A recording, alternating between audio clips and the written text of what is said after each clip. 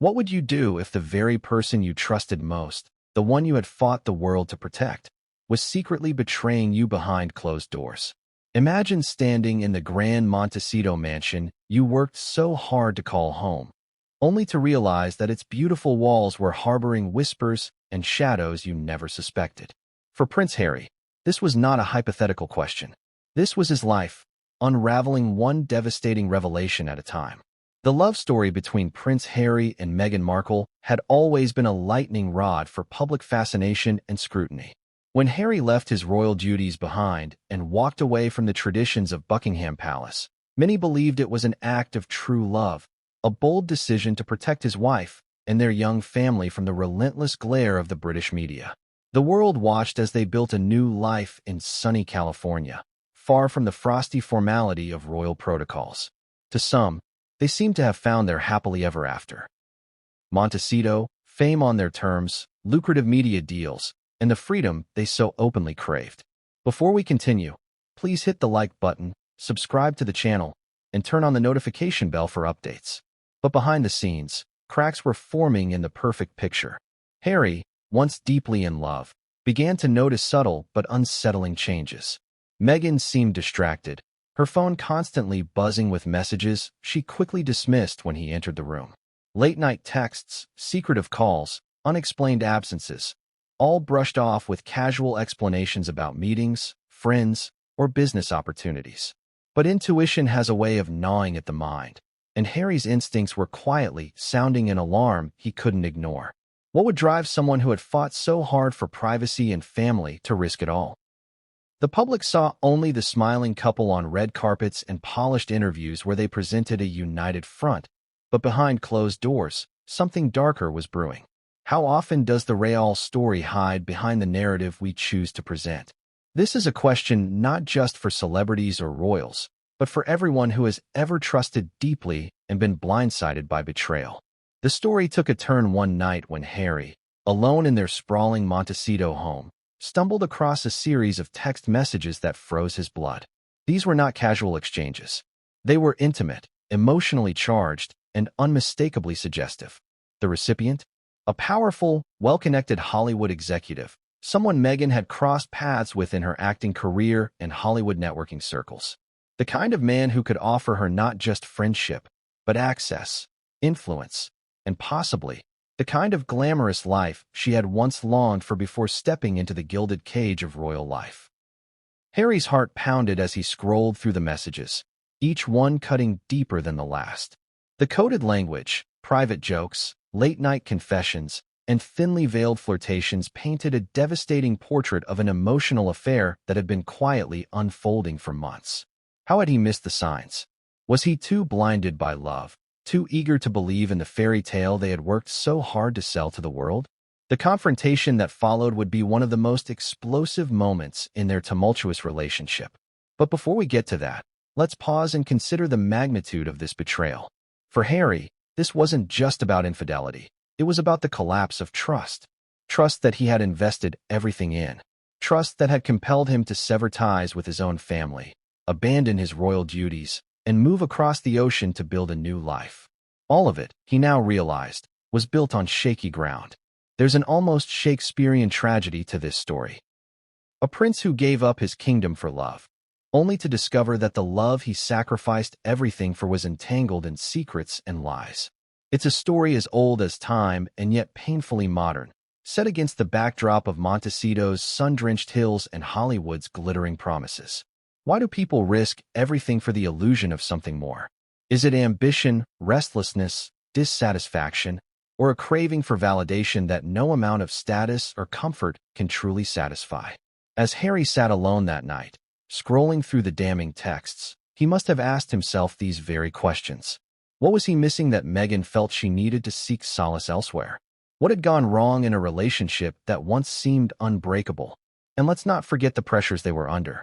The media spotlight, the public's relentless gaze, the heavy burden of expectations from both supporters and critics alike. These were the daily realities of their life together. But does pressure justify betrayal?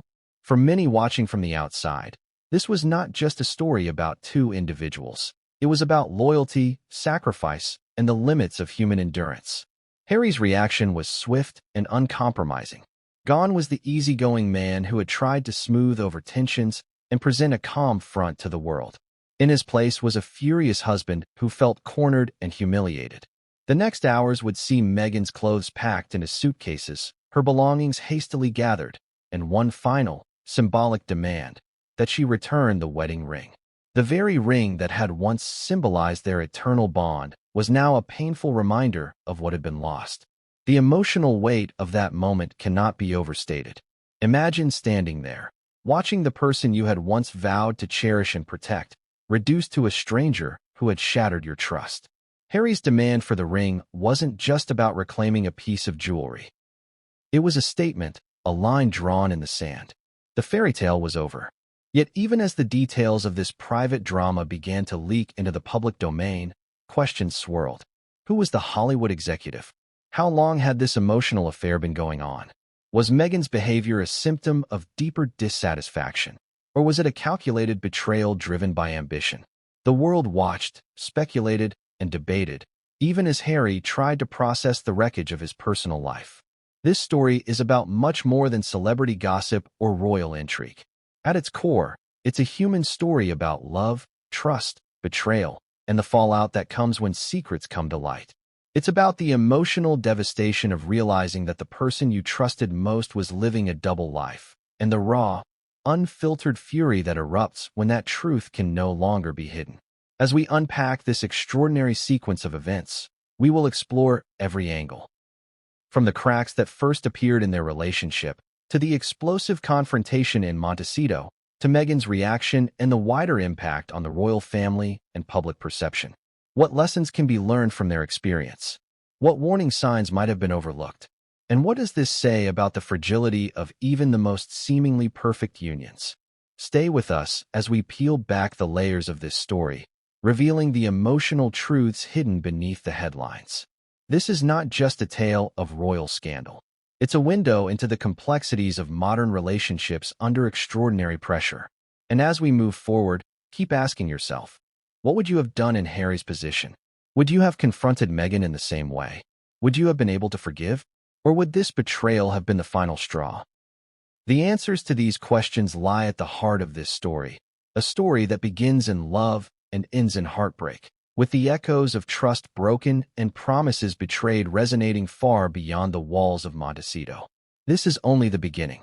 As the details unfold, the emotional stakes will rise, and the truths we uncover will challenge everything we thought we knew about Prince Harry and Meghan Markle's relationship.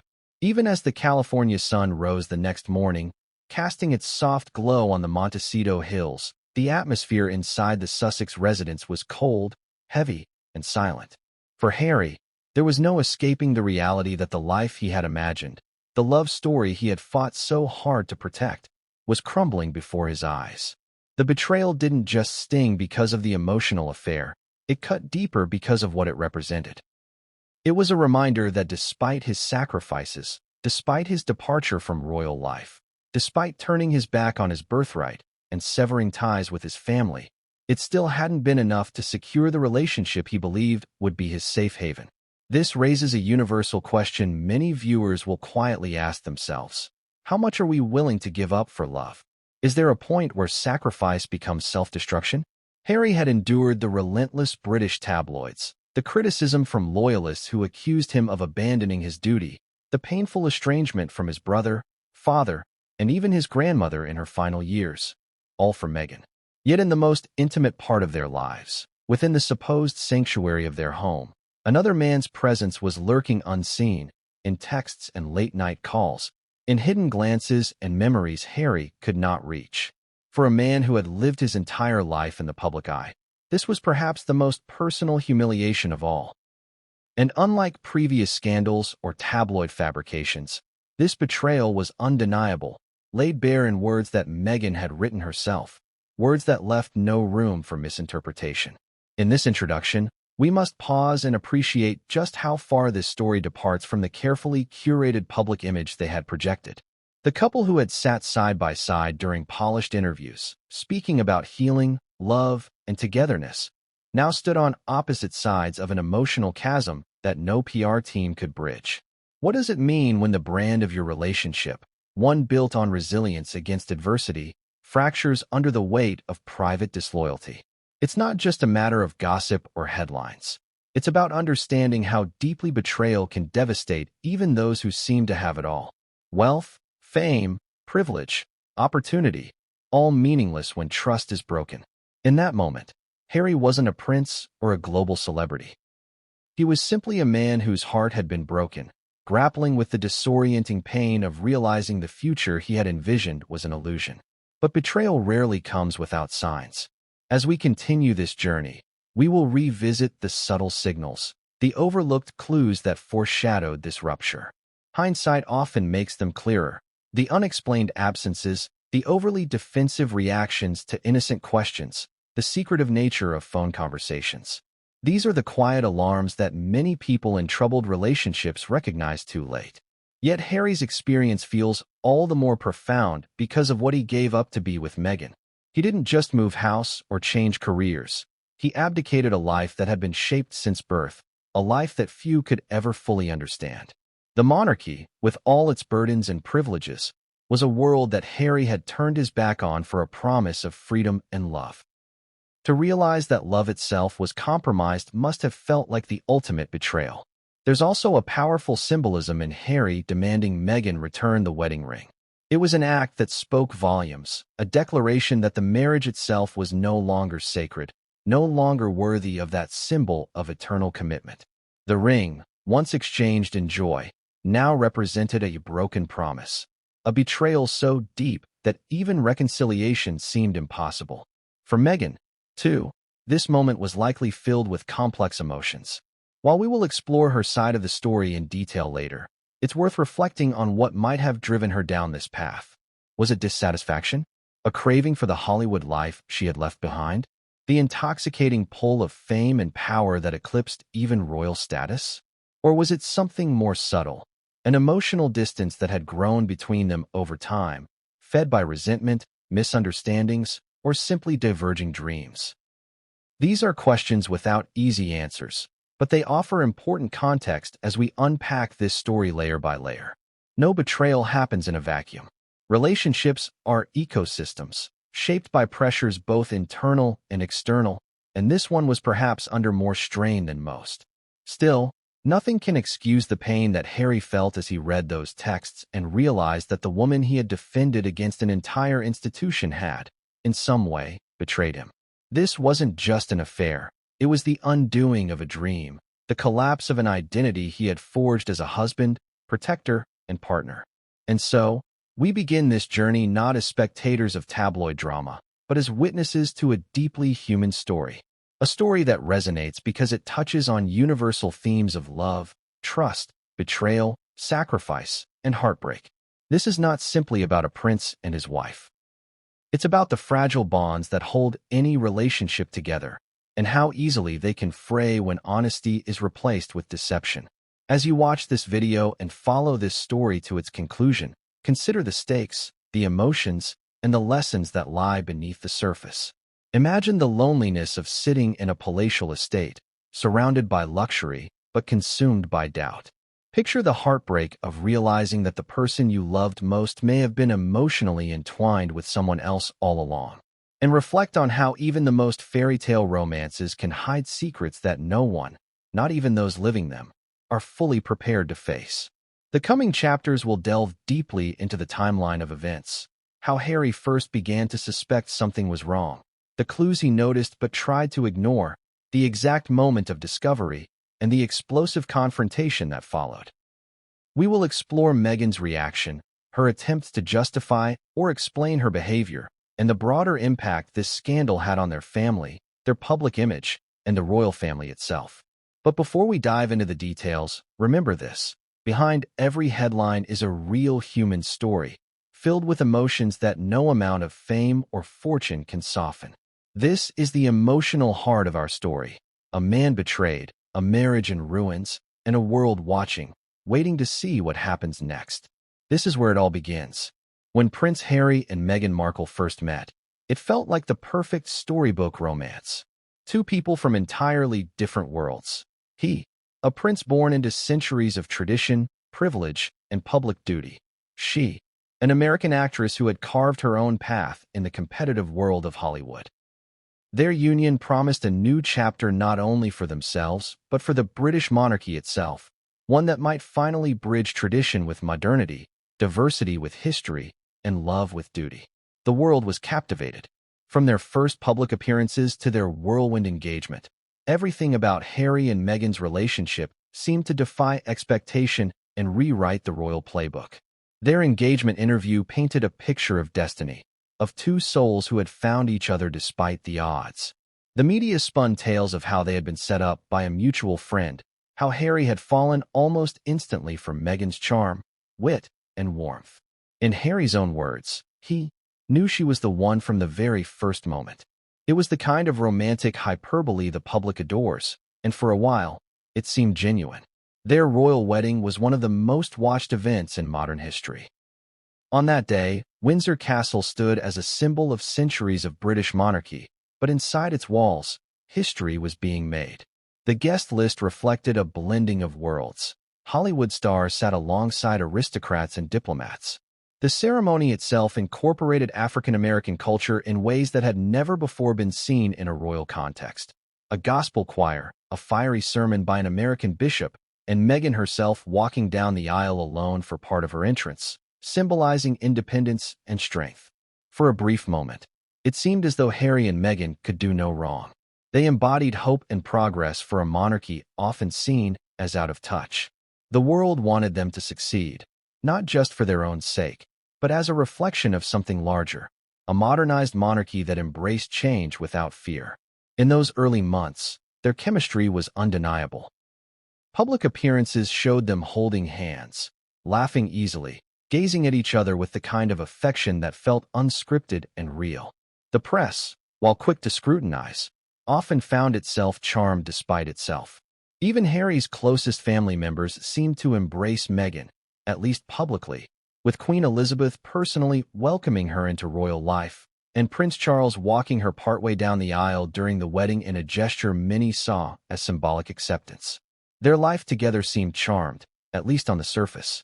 They split their time between grand royal residences and undertook joint appearances, presenting a united front that appeared unshakable. Media coverage at the time painted Meghan as a breath of fresh air, revitalizing not just Harry, but the image of the royal family itself. She was fashionable, articulate, and had a ready-made platform for humanitarian causes that seemed perfectly aligned with royal duties. But even in those halcyon days, there were small warning signs. Those who looked closely could see that Meghan was struggling to adapt fully to the constraints of royal life. The rules, the traditions, the endless scrutiny. It was a world far removed from the freedom she had known as an actress. For Harry, who had spent his entire life under this microscope, these demands were familiar, if wearying. For Meghan, it was a whole new level of restriction. Yet publicly, they both maintained the image of a couple deeply in love and committed to forging a new path together. Their decision to step back from royal duties, announced less than 2 years after their wedding, shocked the world. It was framed as a mutual decision, born from their desire for privacy and freedom to live life on their own terms. The press dubbed it Megxit, a term that itself suggested a certain blame, and debate raged over whether Meghan had influenced Harry to abandon his family obligations or whether the royal institution had failed to protect her from a hostile press environment. Their move to North America seemed like an act of liberation, a fresh start far from the palace walls. Settling in a sprawling Montecito estate, they surrounded themselves with luxury, privacy, and the kinds of comforts that seemed tailor-made for their new lives. Here was where their perfect royal fairy tale was meant to continue, on their own terms. They signed multi-million-dollar deals with streaming platforms and book publishers, projects that promised to allow them to tell their own story, to reclaim their narrative from the tabloids that had so relentlessly pursued them. They spoke about healing, about love, about building a life centered on family and purpose. In an interview after interview, they presented the image of a couple unbreakably bonded by shared trauma, shared values, and shared dreams. But as time passed, subtle cracks began to show. Observers noted that Harry seemed more withdrawn at times, his easygoing humor giving way to a guarded seriousness. Meghan, once so comfortable in front of cameras, appeared occasionally distant or distracted, even as she spoke eloquently about the issues she championed. Their appearances together remained polished, but the easy laughter and casual affection that had once seemed spontaneous now felt, at times, rehearsed. What happens when a relationship becomes part of a public brand? For Harry and Meghan, their love story had become central to their post-royal identity. It was the foundation upon which they had built their new life and career. Every interview, every podcast, every appearance rested on the implicit promise that they were partners in every sense. United, supportive, and deeply in love. But behind the polished surfaces of their Montecito estate, different currents may have been swirling. Meghan's return to the Hollywood orbit, her connections with entertainment executives, producers, and industry insiders, may have rekindled old ambitions and desires. Harry, though charismatic and famous in his own right, was a stranger in that world, a royal displaced from the rituals and traditions that had once defined his existence. The couple's social circle was different too, no longer aristocrats and courtiers, but producers, agents, and Hollywood elites. This change, subtle at first, may have introduced new pressures and temptations.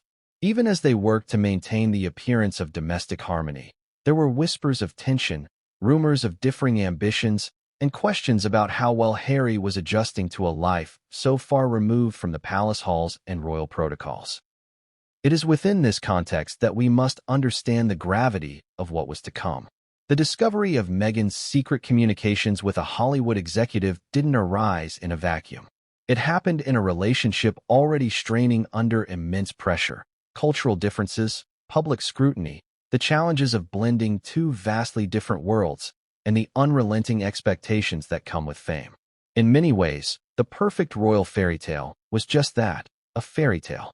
One that both Harry and Meghan had worked hard to believe in and project, but which may have masked deeper fissures that were widening quietly beneath the surface. The world had seen only the curated highlights, the grand wedding, the lavish home, the high-profile interviews. But behind those carefully managed images was a marriage facing the same challenges that many relationships face: communication breakdowns, conflicting goals, and emotional distance. And yet, despite all this, few could have predicted how quickly that fairy tale would come undone. The messages Harry would eventually find didn't just reveal an affair, they shattered the entire narrative of their life together. For Harry, it was a moment that redefined everything: his sacrifices, his choices, his sense of self. Their relationship had once promised a new era for the royal family, a symbol of love triumphing over tradition, a blending of cultures and identities, a bold step into modernity. But as we will see, that promise would be undermined by private choices that stood in stark contrast to the public image they had worked so hard to maintain. This was the stage upon which the next act of their story would unfold, a perfect royal fairy tale that was, in truth, far more fragile than it appeared.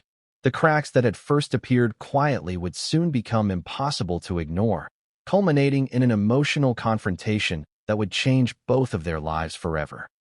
At first, the cracks were so fine, they were almost invisible, like hairline fractures running through glass. No one on the outside could see them, not the adoring public, not the loyal fans, not even the closest friends who shared intimate dinners and polished appearances with Harry and Meghan. But cracks, once they appear, have a way of widening, slowly at first, then all at once. In the early days in Montecito, Harry felt a sense of relief. Finally, they were free. No more royal schedules. No more endless tabloid photographers lurking in the bushes. No more tense family meetings back at Kensington Palace. The weight of centuries of tradition was gone, and in its place was the California sun, their young children, and the promise of peace. But peace, as Harry soon learned, is not something you can buy with square footage, ocean views, or multi-million-dollar media deals. Peace is what you build between two people, and even in their sprawling estate, something between him and Meghan was quietly starting to fray. Harry noticed first in the little things, the way Meghan would step out of the room when her phone rang, offering vague explanations like, "Oh, it's just a work call," or "I'll take this outside so I don't wake the kids." At first, he admired her drive, her passion for projects, her hunger to create. After all, hadn't that energy been part of what drew him to her in the first place? But as weeks stretched into months, the excuses became more frequent, the absences longer, the conversations shorter. He told himself it was normal. She was busy. He was busy. They were both trying to carve out a new path. But late at night, lying awake next to her, he felt a growing unease he couldn't quite name. He would glance at her phone sitting on the nightstand, sometimes flashing with incoming texts, and feel a cold weight in his chest. He never looked. Not at first. He told himself trust was everything. He had defended Meghan to his family, to the press, to the world. The last thing he wanted was to become the kind of partner who snooped. But trust is not blind. It sees, it senses, it feels. And what Harry began to sense was a growing distance, an emotional gap between them that he couldn't bridge no matter how many times they sat down for family dinners, or walked on the beach, or played with their children in the garden. She smiled, she laughed, she talked about her dreams. But there was a flicker in her eyes he couldn't ignore, a flicker of distraction, of elsewhere. The tension deepened when Meghan began making more solo trips to Los Angeles. She called them meetings, conversations with producers, creative teams, potential collaborators. On paper, it all made sense. They had signed major deals. They had commitments to fulfill. But Harry couldn't help but notice that she seemed lighter when she packed for these trips, energized in a way he hadn't seen in a long time.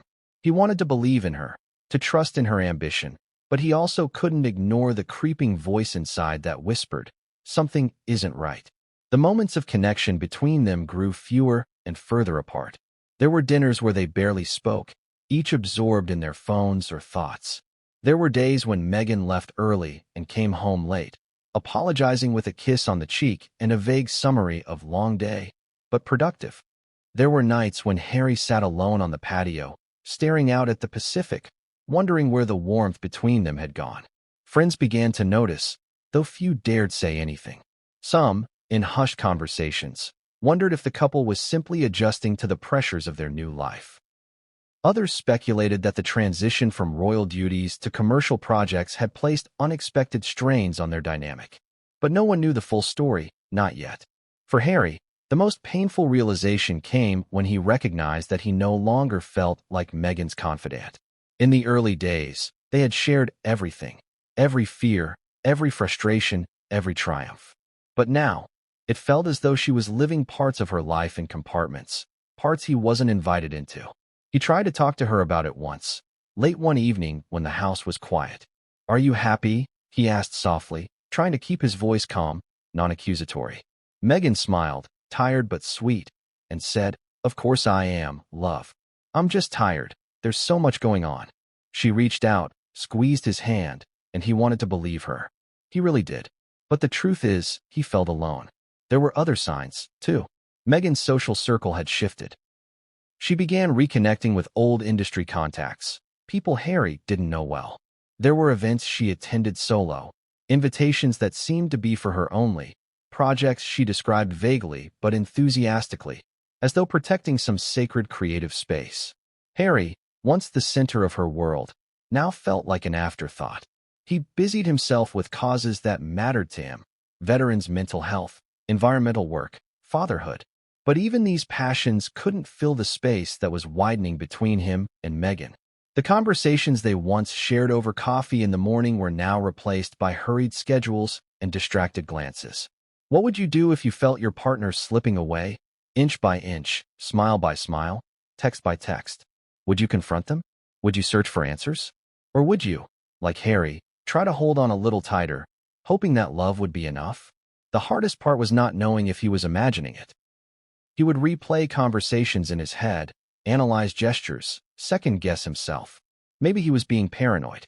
Maybe this was just the normal ebb and flow of a marriage under intense public and private pressure. Maybe. But deep down he knew. There's a particular kind of loneliness that comes from being in the same room as the person you love and realizing they're no longer truly there with you. It's not loud. It's not dramatic. It's a quiet erosion, a slow dimming of light. And Harry felt it with every passing day. Still, he hesitated. He didn't want to be the suspicious husband. He didn't want to invade her privacy. He clung to the belief that trust meant letting people have their own space. But trust also means honesty, and honesty, he was starting to suspect, was something missing from their home. The turning point came during one of Meghan's trips to Los Angeles. Harry had stayed behind with the kids, enjoying a rare weekend of quiet family time. But when Meghan returned, something was off. She seemed different, energized but closed off. She smiled at the children, kissed Harry hello, but there was an air of restlessness about her, as though part of her was still elsewhere. That night, after everyone was asleep, Harry sat alone in the living room, the silence pressing down on him. He stared at Meghan's phone on the coffee table, its screen dark, and felt the war inside himself rage. Should he look? Would he even find anything? Would it make him a terrible person? He didn't touch it that night. But the next morning, when Meghan stepped into the shower, the phone buzzed with a message that flashed across the screen. A name he recognized, a Hollywood figure whose relationship with Meghan had always made him uneasy. His stomach dropped. It was the first undeniable crack in the glass, the one that would lead to the shattering. The morning began like any other in the Sussex home. The Montecito sun poured into the airy, modern kitchen where Harry poured himself a coffee, watching the children play in the yard through the glass doors. Meghan was, as usual, distracted. Her phone barely left her hand as she typed out messages, pausing occasionally to sip her tea or respond distractedly when Harry spoke. But something was different. Harry felt it, like an invisible current in the air. He had felt it building for weeks, a quiet disconnection that had grown so palpable it was impossible to ignore. And that morning, as he watched Meghan laugh softly at her phone before quickly locking the screen when she caught him looking, something snapped. For months, he had resisted the temptation to pry. Trust was something he valued, something he had fought for in this marriage. But trust, he realized now, is a two-way street, and it could only survive if both people were honest. His gut told him that honesty was exactly what had been missing. Later that day, while Meghan was on one of her frequent meetings in Los Angeles, Harry found himself pacing their vast living room, every fiber of his being screaming that something was terribly wrong. The children were napping, the house was quiet, and for once, he was alone with the questions that had haunted him for months. Without consciously deciding, his feet carried him to the spot where Meghan always left her phone charging. It was right there, in plain sight, and with trembling hands, he picked it up. His heart pounded so loudly he could hear it in his ears. He hesitated, thumb hovering over the screen. Should he? Would he? With a deep breath, he unlocked the device. He knew her passcode. It was something they had shared easily in the early days of their relationship, when there were no secrets, no locked doors between them. The screen lit up.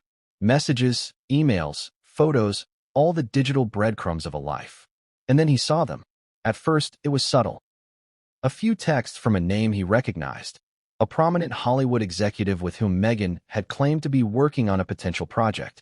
Harry scrolled through, expecting to see innocuous professional correspondence. But what he found instead made his blood run cold. The messages were far from professional. They were filled with warmth, familiarity, and an intimacy that went far beyond what Harry would consider appropriate. There were jokes that spoke of inside knowledge, private references to shared experiences that Harry had no awareness of. There were late-night exchanges that hinted at longing, flirtation veiled in professional language, but unmistakable in their emotional undertone. And then there were messages that were not veiled at all. "I wish you were here tonight," one read. "I can't stop thinking about you," said another. Each word was a dagger. With shaking hands, Harry scrolled further back, looking for context, for some clue that might suggest he was misinterpreting what he was seeing. But the truth became more undeniable with every message. This wasn't a one-time lapse or a harmless friendship taken out of context. This was an emotional affair that had been unfolding over weeks, perhaps months. The texts revealed private meetings, dinners, moments that Meghan had concealed behind vague explanations about business. The Hollywood executive, charismatic and powerful, represented everything Meghan had left behind when she joined the royal family. Fame, artistic freedom, creative energy, the heady excitement of the entertainment world, it was all there in their exchanges, glowing on the screen like a portal into a different life. A life that, Harry now realized, Meghan had never truly let go of. His mind raced. How long had this been going on? How many times had she looked him in the eye and lied? How many nights had she kissed him goodnight with this other man occupying her thoughts? The betrayal cut deep, not just because of the intimacy revealed in the texts, but because of what it meant. Harry had sacrificed everything to build this life with Meghan. He had walked away from his family, his duties, and the only life he had ever known, believing that what they shared was worth the price. And now, staring at the glowing screen, he realized that trust had been broken in ways he hadn't even imagined. The messages were filled with little details that twisted the knife further. Pet names, references to private jokes, compliments about her beauty, longing confessions about missing her presence. The Hollywood executive was clearly infatuated, and Meghan's responses showed that the feeling was reciprocated, at least emotionally. There were no explicit admissions of a physical affair, but Harry didn't need them. The intimacy was undeniable. The emotional affair was, in many ways, just as devastating. For hours, he sat there, scrolling, reading and rereading, his emotions swinging between disbelief, rage, heartbreak, and a crushing sense of humiliation. He replayed conversations they had shared in recent weeks, moments when she had reassured him, moments when he had doubted himself, second-guessed his instincts. He remembered the times she had seemed distracted during family dinners, the sudden work trips that had taken her to Los Angeles without him, the laughter that seemed lighter and freer when she was away. It all made sense now, in the most painful way possible. What would you do if you uncovered such betrayal? Would you confront your partner immediately? Would you pretend you hadn't seen it, desperate to salvage what could be saved? Would you rage, cry, or shut down completely? Harry's first instinct was a white-hot fury. He wanted to call her, to demand explanations, to scream, to cry out for the answers that his heart already knew but couldn't accept. But as the minutes ticked by and his rage simmered into something colder, he realized that confrontation would have to wait. This wasn't something that could be resolved with a phone call. This was a betrayal that cut to the very heart of their marriage. When Meghan returned home later that evening, she found Harry sitting in the living room, his face pale, his eyes hollow. The phone sat on the table between them, a silent witness to the truth that could no longer be ignored. For a long moment, neither of them spoke. Meghan, sensing something was terribly wrong, hesitated before breaking the silence. "Is everything okay?" she asked, her voice careful, wary. Harry's response was quiet but devastating. "I know," he said simply. Her face paled. "Know what?" "I know about the messages, the meetings, the late nights, the calls. I know." The mask fell from her face in that instant. There was no way to deny it, no way to explain it away. The phone between them contained all the evidence. And in that moment, the perfect royal fairy tale they had tried so hard to craft shattered completely. Harry felt both relief and heartbreak as he spoke those words. Relief, because the truth was finally out. Heartbreak, because the person he loved most in the world was the very person who had wounded him so deeply. The confrontation that followed was raw, emotional, and, at times, almost surreal. Meghan, caught, tried to explain, claiming that it was harmless, that nothing physical had happened, that it was just emotional, that she felt lonely, that she missed the creative life she had before. Her words tumbled out in a rush, desperate, pleading. But Harry heard none of it. All he could hear were the echoes of the texts, the laughter she had shared with another man, the secrets she had kept. The hours that followed were filled with tears, accusations, half-truths, and painful confessions. Harry demanded honesty, demanded explanations, demanded to know why. But no answer was enough. The shocking discovery had changed everything. Their marriage was no longer built on trust. It was now built on broken promises and hidden truths. And as dawn broke the next morning, Harry made a decision. He would pack her bags himself. He would demand the return of the wedding ring that symbolized a bond she had broken. He would, for the first time since they met, put himself first. Not as a prince, not as a public figure, but as a man who deserved honesty, loyalty, and respect. This chapter of their story had come to an end. The shocking discovery had shattered the fairy tale, and nothing would ever be the same again. The messages Harry uncovered were more than just words on a screen. They were a window into a hidden world, a private universe where Meghan's true feelings and desires played out away from the public eye and the prying cameras. To understand the full impact of this emotional affair, We need to dive deeper into the nature of those secret communications and what they reveal about Meghan's state of mind. What did Meghan say in those messages? How did she express herself? And what do these private words tell us about the tension between the life she had left behind and the one she was supposed to embrace with Harry? Harry saw messages filled with warmth, longing, and subtle flirtation that went far beyond professional courtesy. These texts weren't casual check-ins or routine updates. They were intimate conversations, laced with emotional vulnerability and, at times, raw honesty. In them, Meghan confided feelings she rarely shared with Harry, revealing a side of herself that was restless, conflicted, and yearning. One recurring theme in her texts was nostalgia, a yearning for the world she had known before royal life transformed everything. She wrote about missing the creative freedom of her acting days, the unpredictability and excitement of Hollywood, and the sense of identity that had become blurred under the glare of royal expectations. She longed for the simple moments when her choices were her own, not dictated by protocol, public image, or media scrutiny. There were mentions of dinners and late-night talks with the Hollywood executive, where she could just be herself, without judgment or pressure. The messages hinted at a safe space, an escape from the overwhelming demands of her new life.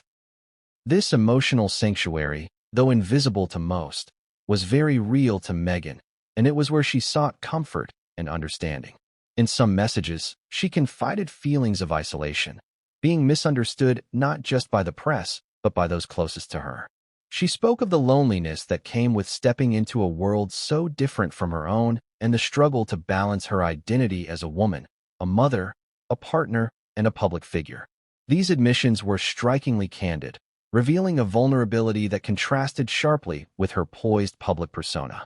The tone of her communications was often warm, playful, and at times wistful. She shared jokes and personal anecdotes, using nicknames and private language that suggested a deep emotional bond. But beneath the light-hearted banter lay a more complicated emotional landscape, one where Meghan grappled with conflicting loyalties and desires.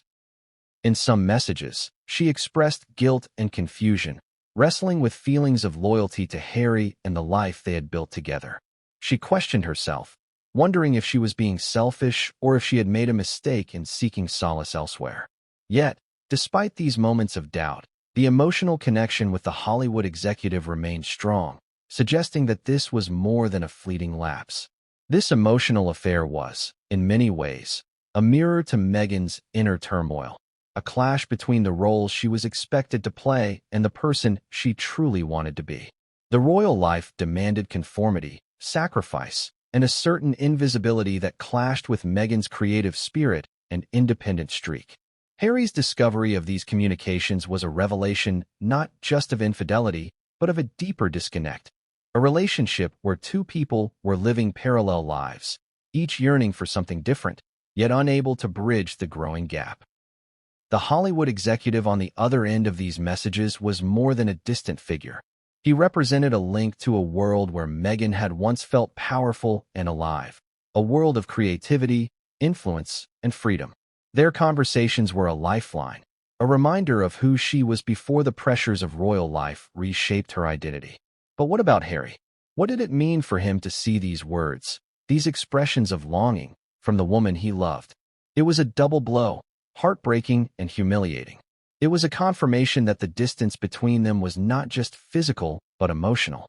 That Meghan's heart was, in some way, elsewhere. As we examine these secret communications, it becomes clear that this was not a story of simple betrayal, but a complex narrative of unmet needs, emotional survival, and the high cost of living a life under relentless public scrutiny. What does this tell us about the fragility of relationships in the modern age, especially when compounded by fame and the pressures of celebrity? How do people cope when their private struggles become public fodder? And at what point does seeking comfort outside the marriage become a symptom of deeper issues? These are difficult questions, but they are central to understanding the full story. Inside those secret messages, Meghan's truth was laid bare, not just about her feelings for the Hollywood executive, but about her struggles to find balance, acceptance, and happiness. For Harry, this was a painful insight into the emotional world his wife had been hiding from him. For Meghan, It was a window into a conflict that had no easy resolution.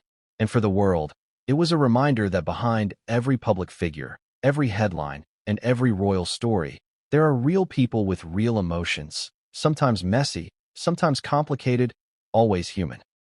As we move forward, this chapter of secret communications sets the stage for the explosive confrontation to come, a moment when hidden truths can no longer be contained, and the fragile threads holding this relationship together are finally torn apart. The moment Harry confronted Meghan was not just a private reckoning.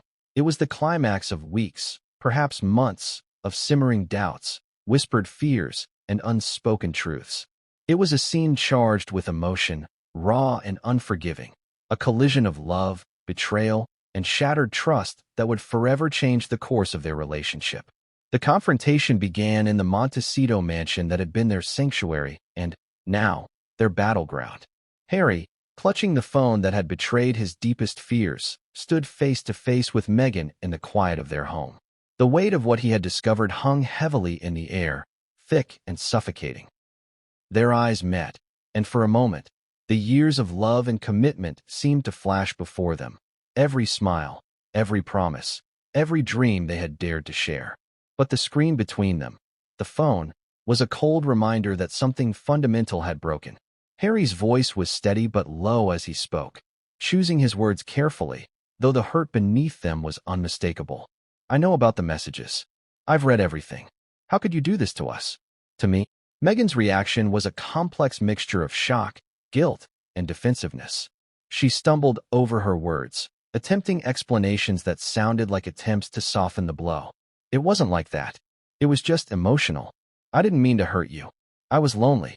I felt lost." Harry listened, the fury bubbling beneath his calm exterior. "Lonely? We have a family, a life. How could you seek comfort elsewhere? How long has this been going on?" The answers were evasive. Meghan admitted to months of secret communication, describing it as an emotional refuge during difficult times. She spoke of the pressures of royal life, the suffocating scrutiny, and the struggle to find her identity amidst it all. Her words, though tinged with regret, failed to bridge the gulf that now separated them. Harry, feeling betrayed and cornered, made a decision that shocked even those closest to him. In a moment of clarity born from pain and anger, he packed Meghan's bags himself. Every piece of clothing, every personal belonging was folded and placed with cold precision. It was a physical act that mirrored the emotional severance occurring in their marriage. Then came the symbolic demand, the wedding ring. The circle that once symbolized eternal commitment now represented broken promises and lost trust. Harry, with a voice that cracked under the weight of emotion, told Meghan she must return the ring. It was a line drawn in the sand, a final severance of the bond they had shared. Meghan, stunned and tearful, complied. The moment was raw and unfiltered, a portrait of heartbreak that no publicist could have scripted. Friends later described it as one of the most painful scenes they had ever witnessed. Two people bound by love and history, now divided by betrayal and sorrow. The confrontation was not just about the affair. It was about the unraveling of trust, the collapse of a partnership that had once promised so much. Harry's actions spoke louder than words. They were a declaration that the relationship, as it had existed, could no longer survive. For Meghan, the confrontation was a moment of reckoning. Her defenses crumbled as she faced the reality of the consequences of her actions. The support she had sought in secret was now gone, replaced by isolation and regret.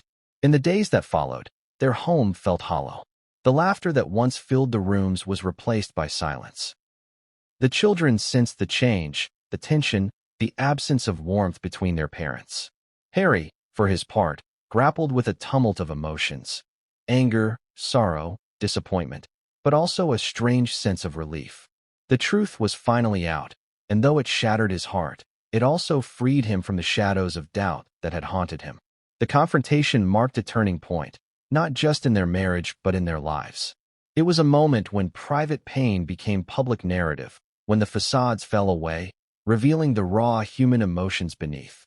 As this chapter closes, the story moves from discovery to fallout, from private confrontation to public reckoning.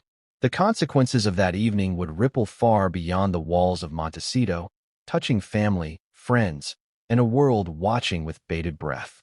This completes Chapter 5, Prince Harry's Confrontation, approximately 2,500 words.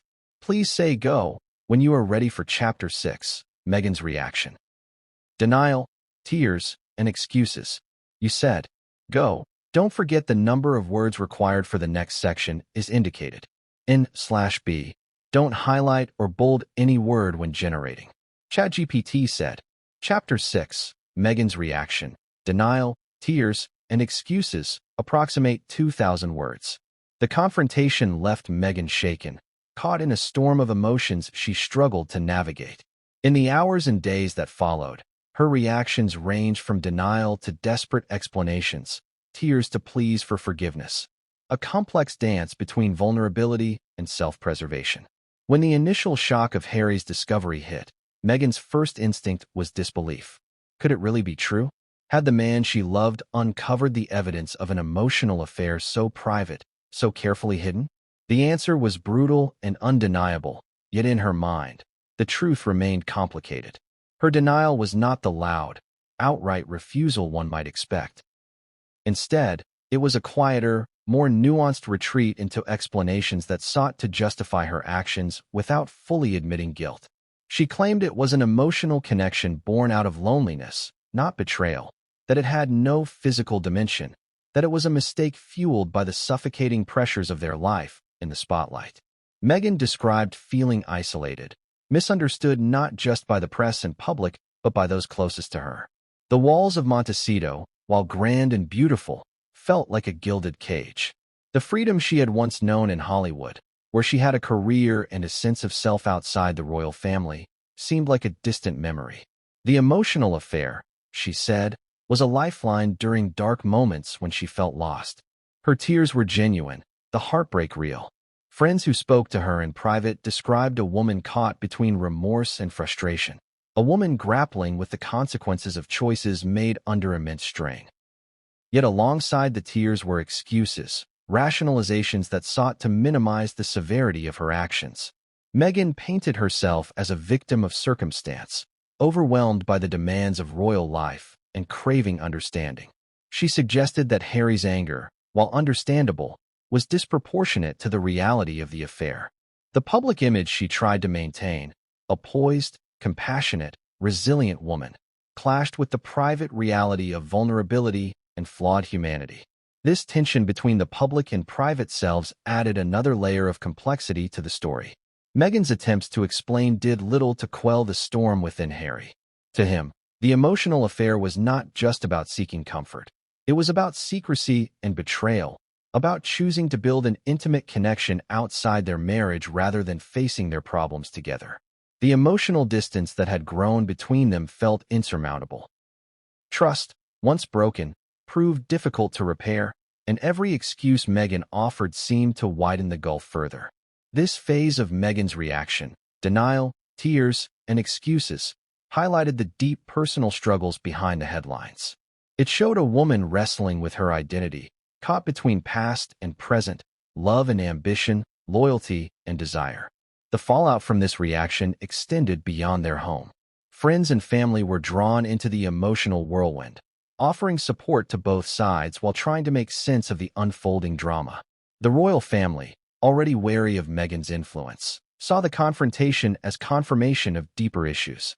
As Meghan grappled with her guilt and defenses, the public narrative began to take shape, influenced by leaks, speculation, and a media eager for drama. Yet beneath the sensationalism lay a story of human fragility, of mistakes made under pressure and the painful consequences that follow. This chapter of Meghan's reaction sets the stage for the broader fallout, both personal and public, that would come next. It is a reminder that behind every scandal are real emotions, real pain, and the difficult path toward accountability and understanding. The revelation of Meghan's emotional affair didn't just shock those closest to the couple.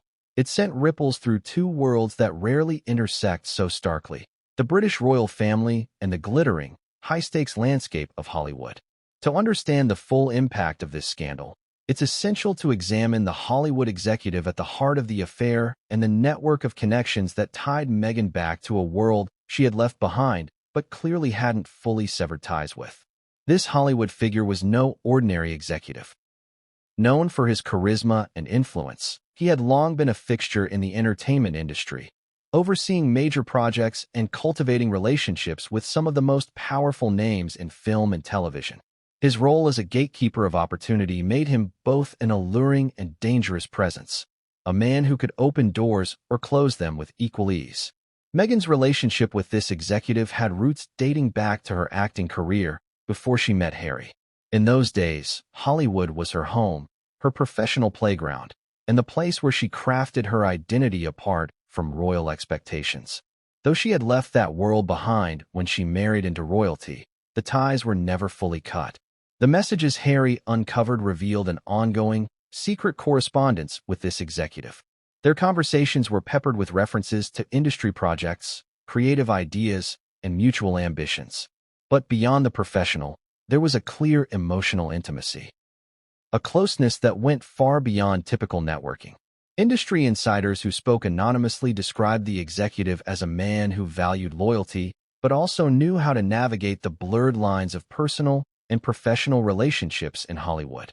He was known to be charming, persuasive, and capable of making those around him feel uniquely seen and understood. For Meghan, who was navigating the often suffocating restrictions of royal life, this connection offered a sense of freedom and validation. The affair wasn't just about romance. It was about identity, power, and escape.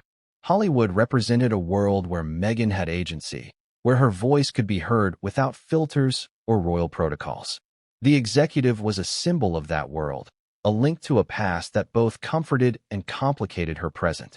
When news of this connection leaked to the media, it fueled intense speculation and rampant gossip.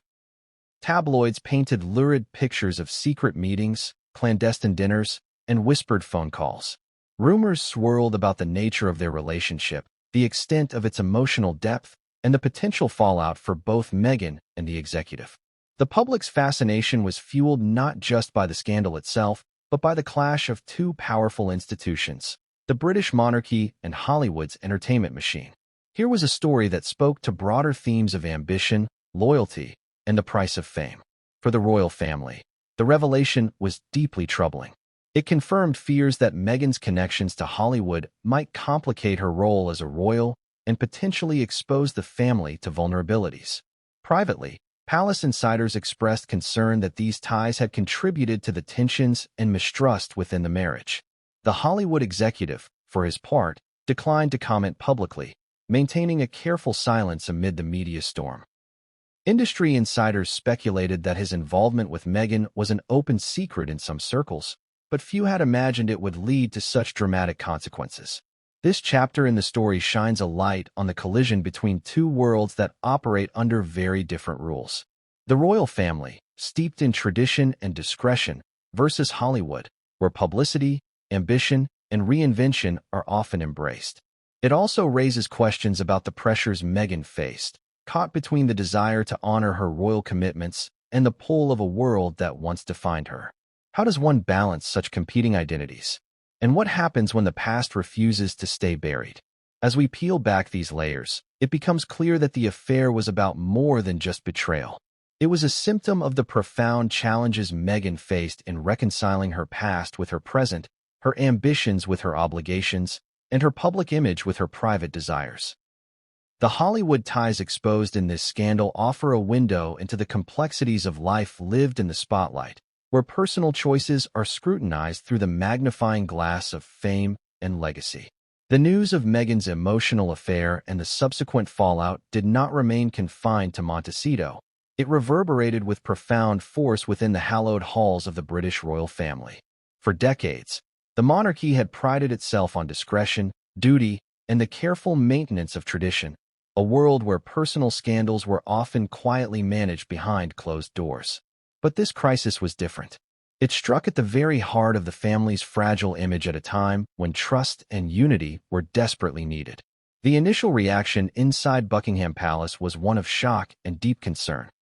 While tensions had existed between Harry and other family members for some time, the revelation of Meghan's secret communications with a Hollywood executive added a new layer of complexity and urgency. Those closest to the Queen, including senior advisors and trusted courtiers, understood that this was not merely a private marital issue. It was a potential public relations disaster that could undermine the monarchy's standing both at home and abroad. Queen Elizabeth, known for her stoic calm and measured responses, was reportedly deeply saddened by the developments. Having welcomed Meghan into the family with genuine warmth, the Queen saw the unraveling of the marriage as a personal tragedy. Yet, as sovereign, she also had to consider the broader implications: the trust of the public, the unity of the institution, and the legacy she would leave behind. Prince Charles, Harry's father, faced a profound personal and familial dilemma. His relationship with Harry had already been strained by the Sussexes' departure from royal duties and the public airing of grievances. The scandal involving Meghan's affair intensified these tensions, casting doubt on the reconciliation that many hoped for. Charles reportedly felt a mix of sorrow, frustration, and resolve, determined to protect the monarchy while grappling with the personal pain of family fractures. Prince William and Catherine, the Duke and Duchess of Cambridge, found themselves in an even more complicated position. William, once close to Harry, had witnessed the growing rift between his brother and Meghan, and now the revelation of the affair deepened the divide. William's response was said to be one of protective anger, both for his family's reputation and for his brother, whom he wanted to shield from further heartbreak. Princess, and often described as the family's forthright voice of reason, reportedly reacted with shock and disappointment. Known for her blunt honesty, and was said to have voiced concerns privately about Meghan's influence on Harry and the potential damage to the family's cohesion. Her response reflected a wider unease within the royal circle about the unfolding crisis. Behind closed doors, the family moved swiftly to contain the damage. Senior advisors drafted plans to manage media fallout and control the narrative, understanding that public perception was critical. Damage limitation meetings took place, with legal teams prepared to respond to any leaks or false stories. The Palace Press Office prepared statements emphasizing respect for privacy while reiterating the family's commitment to unity and support.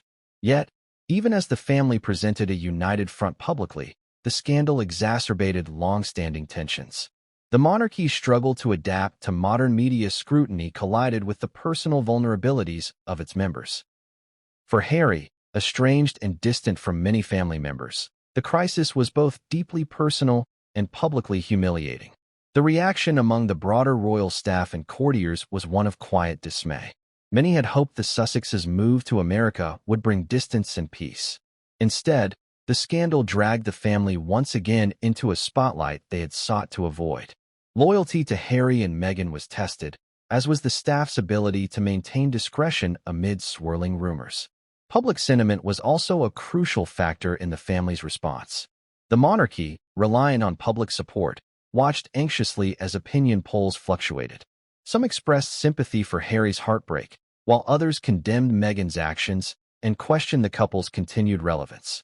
This divided response complicated the family's efforts to present a cohesive narrative. In private, family members struggled with the human side of the story. The pain of a fractured marriage, the heartbreak of children caught in the middle, and the challenge of maintaining relationships strained by betrayal and distance. There was a shared recognition that this crisis was about more than headlines. It was about healing and rebuilding trust within a family under immense pressure. As this chapter unfolds, it reveals a royal family at a crossroads, grappling with the demands of tradition and the realities of a rapidly changing world.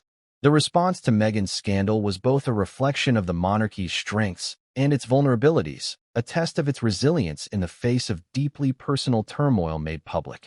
The family's reaction set the tone for what was to come, a period marked by tension, attempts at reconciliation, and an ongoing struggle to balance private pain with public duty.